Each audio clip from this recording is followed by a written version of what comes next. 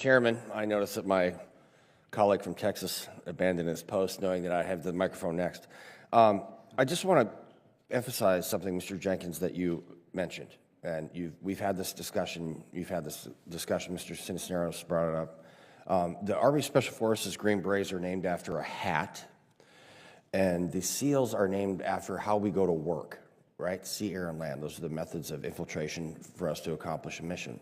And when general purpose forces cut these platforms, we simply can't go to work. And it would be interesting to know, what is your coordination process with general purpose forces when they're speaking about cutting these platforms? I mean, is there a formalized process, sir? There are different, and thank you for calling that out, because that is very much right in our bailiwick where we need to defend our equities. There are different processes, DMAGs, RMAGs, where we are able to sit with our services, with other representatives from Comptroller and the Deputy's office, where proposals can be put forward and we can battle back, we can defend or help. In the spirit of bipartisanship, bring up Mr. Cisneros' point. When you sit at the table, I mean, are you at the kid table at Thanksgiving, or are you like sitting with everybody and you're pulling your weight? Meaning, does your assessment have value in these scenarios when we're speaking about cutting, multi-billion-dollar, multi-year platforms?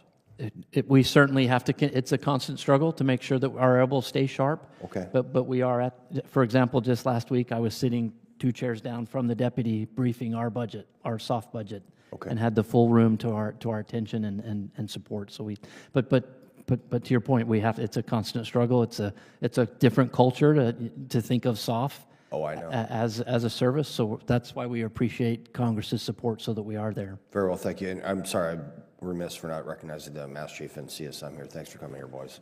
It's good to see you. Less than 2% of the DoD budget is spent on SOF operations, correct?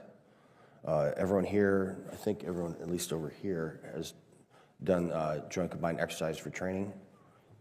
Sometimes we would call that training tomorrow's enemies today, and we have a proven track record of training people that we should not. Everything from the School of Americas in the 70s, and we trained the Taliban, armed them, equipped them, did all this stuff. We've created our own enemies. And so I'm wondering what percentage of the SOF budget is used for the JSET programs? Boy, I don't know that specific number off the top of my head, but we can get back to you on I would appreciate that tremendously. And then along with that, so I have 2 tasks for you, 2 bits of homework, because you're not going to know the answer to this one either. I'm not impugning your knowledge. I'm just saying this is kind of a detailed question. So I'd like to know what percentage of the SOF budget is used for JSETs. I also would like to know what percentage of the SOF budget is used for the soft skills that are on Smoke Bomb Hill when we're talking about nation building stuff. I understand you're going to cut some of your PSYOPs, guys. I agree with that completely. So if you could get it, on a piece of paper and tell us how much of our SOF budget is being expended for these soft skills for nation building, which we have done horribly across the world since Vietnam, honestly, and then what percentage specifically for JSETs.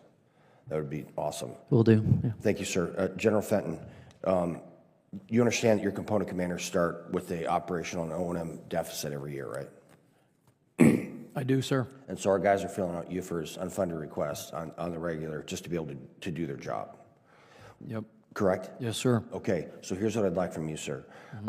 What I would like is, by component commander, what is the delta between what they're given every year and then the total of the UFERs on average, let's say a 5-year average, so that we, under this chairman's leadership, can hopefully plus up all the O&M budgets for our Special Operations Forces component commands. Will do. Give us real numbers. Yes, you'll get real numbers, and Representative, if I might, Yes, so taken for action.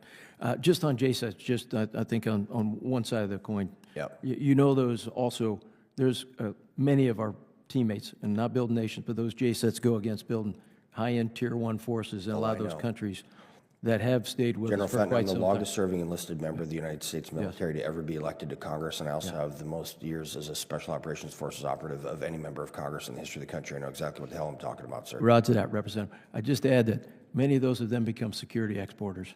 So I think if we pegged out a track record, and I probably owe you that, on where those have not just been nation building and somehow turned enemy, but have gone on to burden share, to burden know, to lead.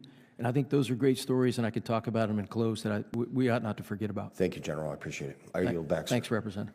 Mr. Harrigan, you're recognized for 5 minutes. Thank you, Mr. Chair.